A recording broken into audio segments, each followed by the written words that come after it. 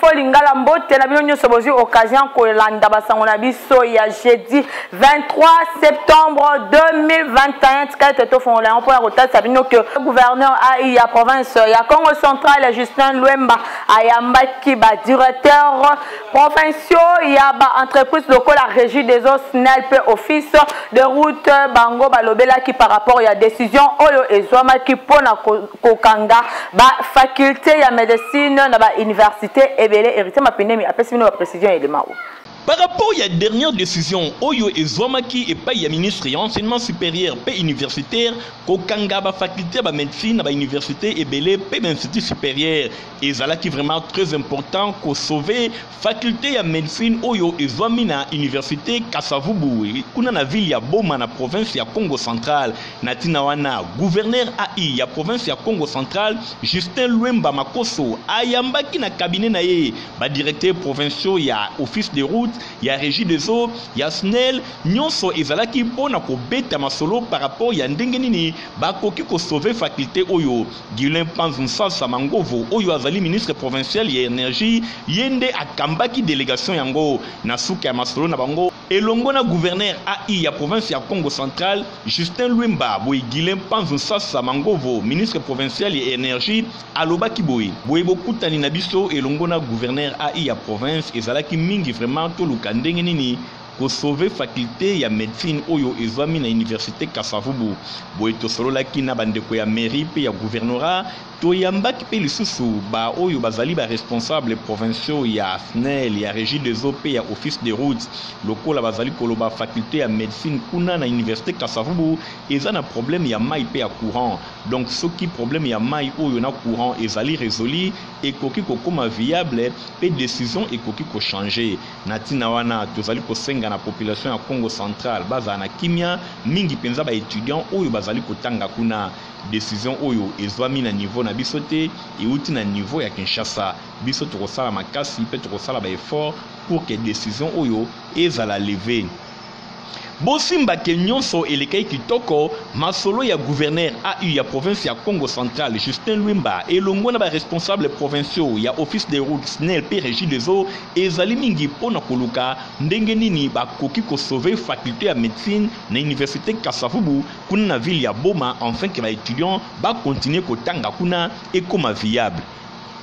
Na culture osimba ke annulation ya concert ya Weranson et pesi passe makasi situation oyo ya ba musicien congolais bazo pekisa bango ba beta kuna na Europe to yebite soki ekosuka ndenge nini bolanda réflexion oyo info lingala asale libini eleki lelo bambula ebele ba musicien ya République démocratique du Congo bazali ko beta musique na bango na mikili ya potote nyonso wana ezali ko pesa pasi pambate culture ya République démocratique du Congo tango ekendaka na Europe topé na mikili ya bapaya ezalaka eloko moko ya malamu pambate ba étranger même ba congolais oyo baza na libanda ya mboka bazali ko découvrir culture na biso ndenge nini ezali ko évoluer kasi eza na ba congolais misusu baza libanda ya mboka bazali mitema mabe batelemi tango nyonso pona ko empêcher bandeko na bango ba congolais bayeba na ko beta musique na Europe. Dernière information ezali ya Weranson patron ya groupe Wenge Musique Maison Mère oyo concert na ya Zénith de Paris et outi kozala annulé na dernière minute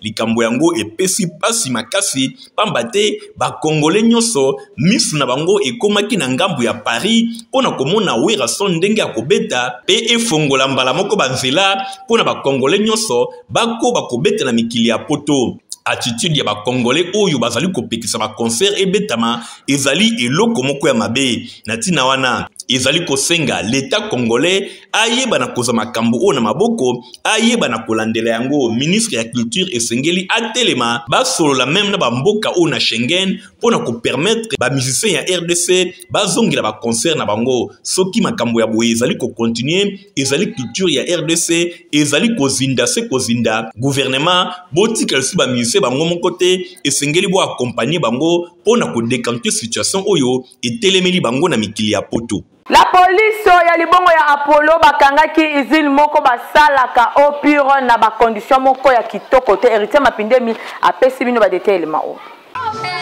Awa tozali na commune Ntelena quartier Mpasa population bazali ko souffrir makasi na likambo etali mai ya régie des eaux. Ba habitant awa batoka kaka ba mai ya mabulu kaka ndenge bozali komona na ba image. Tala ndeti oyo azotoka atie na cantine mwana oyo pe ya muke ye wana memi ake nangu. Toyebi te soki bango bazalaka kaka na capitale to pe bavandi na province e bongo bino bakonzi bobetaka ta tour te kotoyo pona koyeba soki population awa bavivaka penza ndenge nini. Tozalaka vraiment na problème ya mai tosalelaka eza oyo ya libulu ya komela to katisaka mwa tokenda mwa ba distance pona ozwa mai. Donc ba pompe vraiment eza na pasi po ekota na ba mapango ya batu. Do tokenda ka ba distance ya musika pona kozwa mai. Soki ba konzi ba oki kozwa likanisi yako. Lokela biso moyen ya côté la biso ba pompe na ba mapango et ozala vraiment kitoko makasi. Bazali kosenga kaka na gouvernement pe bakonzi ya régie des eaux babwaka misu côté oyo po boye moyen te boya kotiela bango mai. Route ya Goma Kisangani eza penza ya kobeba makasi ba commerçant baza ko déplorer ndenge biloko na bango eza kobeba Anemone Pumpa Dorcas Buba. Likambu ya nzela na République démocratique du Congo ekomi kozangisa batu maloba awa tozali na route nationale numéro 4 Goma Kisangani botala bino moko eta na yango mituka ezali kosala un mois na nzela oyo kaka ba motonde ekoki kosala une semaine malheureusement ememaka pe eloko ya malunga te. Population aza ko souffrir surtout ba commerçants bazali vraiment abandonné na bango moko insécurité et pas yuapi ba marchandises na bango pe eza ko beba na ndenge ya kosakana te misusu kutu baza obligé ya kobwaka yango na nzela awa tozali na route nyanya ba foisende kaka motonde ezali capable ya koleka awa mituka ezoko sala ba poso ebele sans lisungi tala ba passager bazali kolala na nzela ba yebite soki nani akoki kolongola bango na pasi oyo. Le gouvernement s'occupe de cette route. C'est la route qui fait nourrir la population de la province orientale. Si on n'intervient pas maintenant, vous allez voir que les gens vont mourir de faim. Les gens vont mourir de faim. Likambu ya RDC pasi na yango ezali mingi likambu ya nzela po biloko ebele ekomaka na ba grande ville te. Po nzela ezate ya boye toloba développement ndenge nini soki kolongwa Goma ti Kisangani mituka eza kosala un mois. Ministère ya infrastructure misala ezali makasi ya kosala vraiment pona yo. Érosion oyo eza mibongo na au Congo la commune ya Ngaliema eza konyoko la population makasi surtout ndenge banvula eza ko banda vraiment cauchemar pour la population ya coin oyo. La binomoko tozali awa na avenue au Congo précisément na commune ya Ngaliema na quartier Upen botala érosion oyo ndenge sali musala bandako oyo ezali nzinga ya avenue oyo ezali na risque bandako etikali nano pe bandako mususu ekei déjà na libenga oyo bozali komona érosion oyo bandaki muke lokola maseki kasi botala bino moko réalité. Donc population ya quartier Upen mingi penza na avenue au Congo na commune ya Ngaliema ba komi na danger moko permanent pamba te bambula oyo ezali ko beta bikolo oyo ezali ko lalisa bango pongi te. Toza na Upen na avenue au Congo érosion monene awa ezobuka bandako naza kosenga na gouvernement to si to lancer message moi mingi toza kosenga na gouvernement basala tout baya kosala ngo en urgence pour sinon to perdre bandako to perdre banzela to perdre ba vie ya bato.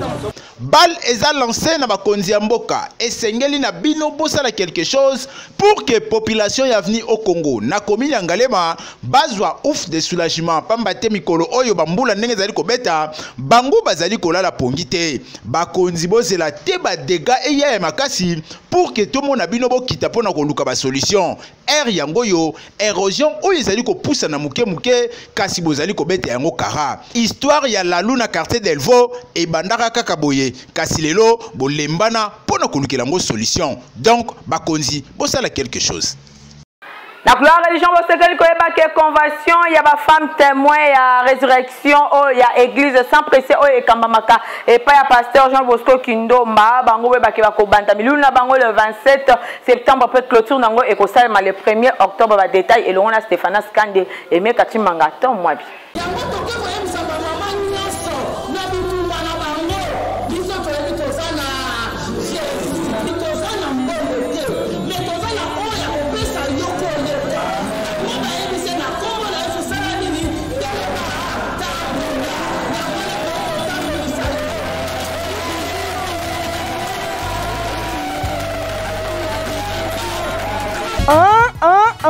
Ba mama ya bino yango yo femme te combat te victoire nde kozala thème oyo basi ya mpiko bakomanyola na mobange na convention ba femme témoin de la résurrection ya église sans précieux oyo ekambamaka na mosali na nzambe ya nguvu Jean Bosco Kindomba les messagers de la grâce boye en marge ya convention yango oyo kosalema du 27 septembre au 1er octobre 2021 Pasteur Aninteka, présidente ya Bamama ya Sans Précieux, asangisaki mokolo ya samedi 18 septembre, Bamama pour la kosala l'évangélisation, pe kopanda sango ya mobange na convention oyo. Bazalaki awa na kati église Sans Précieux, oyo zomi derrière maison communale ya Kalamu. Un temps briefing et salemi, babimi na rond-point victoire, place des artistes, babandi kokabola ba track ba invitation et pa ba maman pe ba jeune fille, nzela corte à corte bazay kotambola, balekaki na rond-point Kimponza Kasavubu, Wileri et sika mo bangé na adoration salemaki, sima pasteur Aninteka alobaki boy. Naza koloba na se ya onction epakolami ya tata nanga, oyo abimisi nga na balabala, abimisi nga pamba te atindi nga na ya koyebisa yo, oyo lembi oyo za fatigué. Bible lobi atomboli maboko alobi venez à moi vous tous qui êtes fatigués et chargés, moi je vous donnerai du repos. Repos et où tu es pas na Yesu, bénédiction et où tu es pas na victoire et où tu es pas na situation nyonso o zalango za ko traverser na ye ko yebisa yo mutu atindinga za papa na ngai ke lobiko eza na ndako na mama ko zanga te tozolo ba Yesu Kristo Yesu Kristo oya sekwa azali susu na tombote ye wana otozo représenter ye na Congo pourquoi pas na monde entier bakobaki kokabola ba invitation nzela kabamba reti bazongaki Kalamu na église Sans Précieux bosimba ke batei na convention oyo ekozala ministre de Dieu Guidil Bolia prophétesse Sisi Bogoli révérend Annie Kondo Wakondo adoratrice Laure Mbongo révérend Jean Bosco Kindomba peye moko autre révérend Animbo Monseka. Rendez-vous du 27 septembre au 1er octobre 2021 de 14h30 à 19h juste. Bon sang à rendez-vous OET.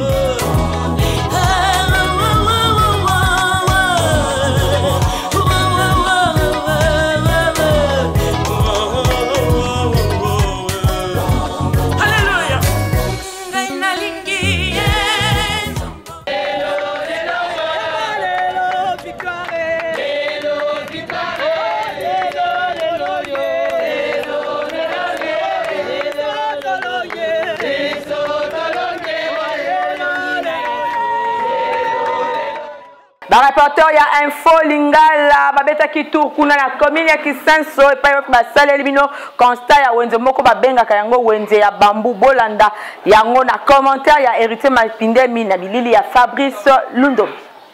Wenze oyo bozali komona babengi yango wenze ya bambu yango ezwami na komini ya Kisenso selon bateki ya wenze oyo balobi mikolo elekaki baprometaki bango batol pe bazwaki même batol pona ko se protéger na intempérie to pe bamvula tango bazali kosala mosala kasi selon bango balobi batol oyo bapesaka bango ezalaka na yango détourné bateli bango basaki likolo ya bamesa na bango ezali ko permettre bango te ba se protéger na tango ya mvula même érosion oyo ezali kotungisa bango wenze kala mingi te ekoki kobunga ndenge bango moko balobaki na micro ya Info Lingala. Papa difficulté toza ona wenza batekela biso bamesa tosomba balongola biso batol ka boye bachana dépôt tozo nyoka mawenze salité to ka okana moyi bali ko zongisa biso batol te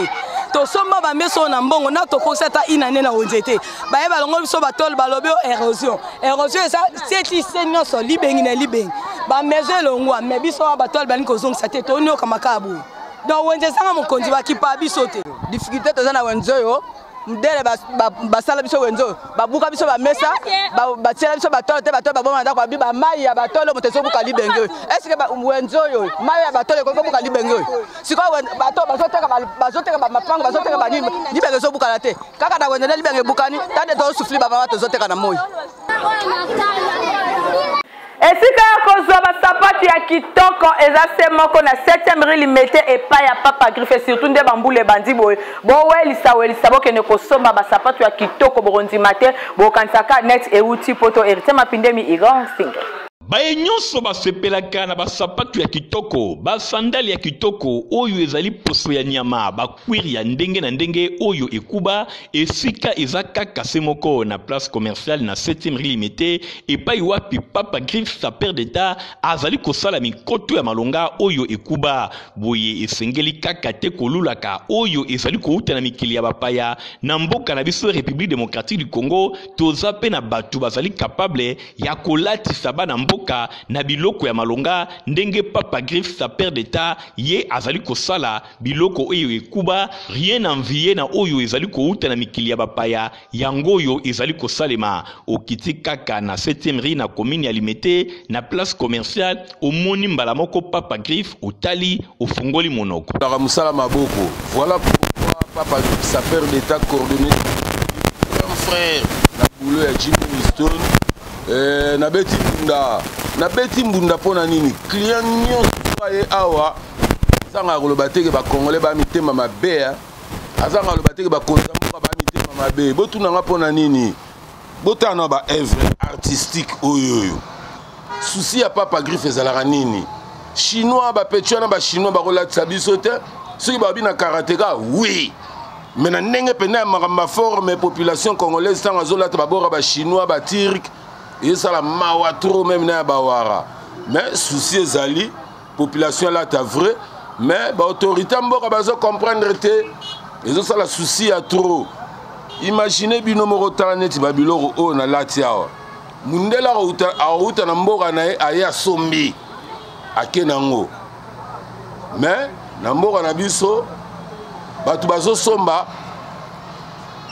ebele mais ils ont coca sa population nyos tout. Donc on a signé na Konzamboka,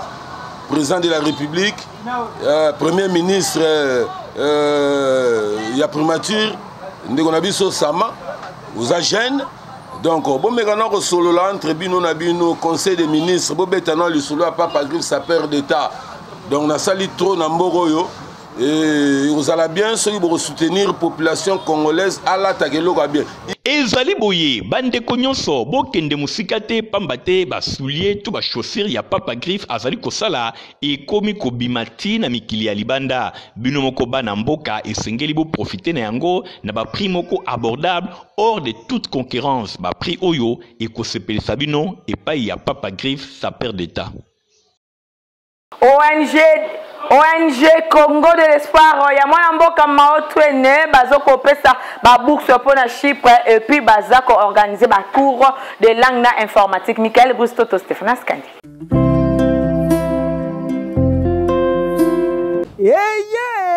ONG de Congo de l'espoir ya mwana mboka le président Maotwene eye libino makambo ya bolinga kadi otuninga eza nini Congo de l'espoir ememe libino opportunité to libaku ya kokende kotenga na Chypre pour la nouvelle année académique 2021-2022 batie libino ba bourse d'études ya kaka na passeport na yo na ba bulletin ya 4e, 5e et 6e des humanités na 2 semaines ya pamba oyoki 2 semaines ya pamba ozwi visa na yo kitoko opesi Kinshasa na pipo biso ONG Congo de l'espoir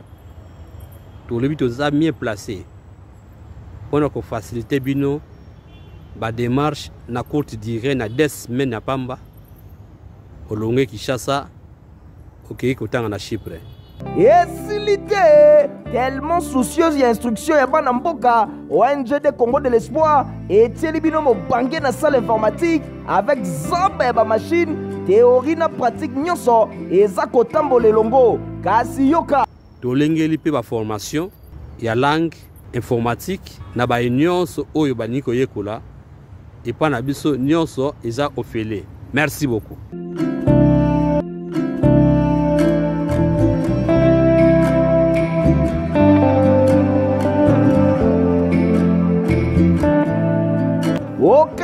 esili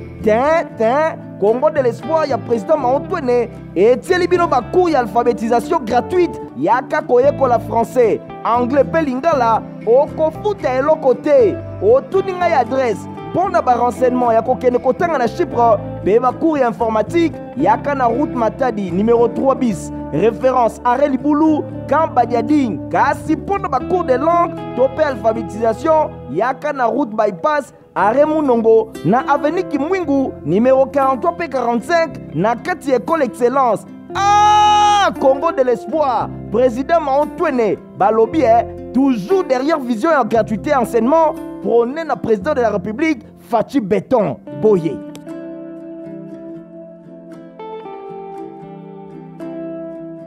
Potopoto Protiva pezali potopoto ya kitoko o équipé acheté aux alamukolo to mona bino nyonso bosengeli komila yango. Les amis, je vais vous parler de Diaming. Comment est-ce que Diaming nous a soutenus durant toute notre évolution dans notre santé?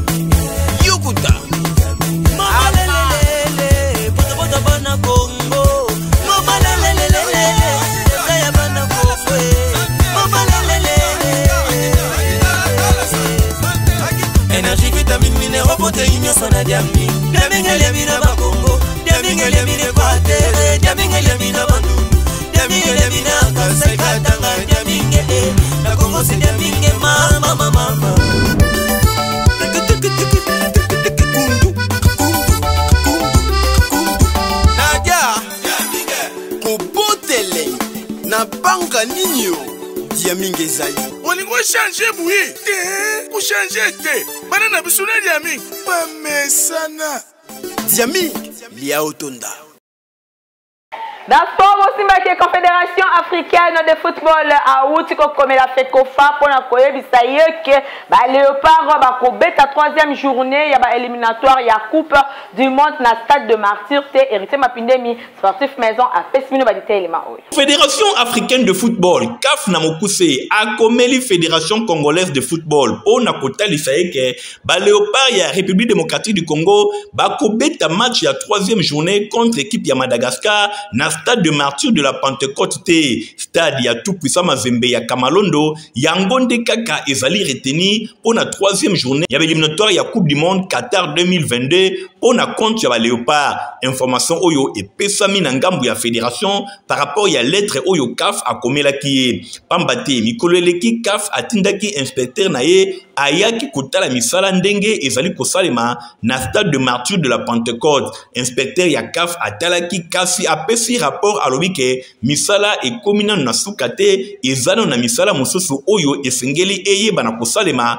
avant que stade de Martyr eyeba na kozala homologué na niveau ya CAF. Rapport oyo nde esali ke CAF a comme la fédération pour na kotalisa déjà que le 7 octobre ezali koya match na contre Madagascar et kobeta na stade tout puissant Mazembe ya commune ya Kamalondo na mbala moko fédération congolaise de football FECOFA na mokuse a komeli pe tout puissant Mazembe pour na ko signifier bango que le 7 octobre ezali koya stade esengeli ezala disponibilisé pour na compte ya Léopard ya République démocratique du Congo oyo ba kobeta contre équipe ya Madagascar. Dans la communiqué moko ya Metelsat uti kokome la biso par rapport ya ebandeli ya Banvula na ville province ya Kinshasa olanda lecture nango à travers mongongo ya Anemon Pumpa. Metelsat azali ko informer public que date moyenne oyo ezali prévu pour na ebandeli ya saison de pluie na ville province ya Kinshasa ezali le 22 septembre 2021. Na écart ya plus ou moins ya 13 jours. Et sengeli bosimba ke badate extrême ya mbula ya liboso ekoki ko se situer entre le 9 septembre na 5 octobre 2021. Wana ezalaki communiqué ya Metelsat par rapport ya ebandeli ya mbula ya liboso na ville province ya Kinshasa.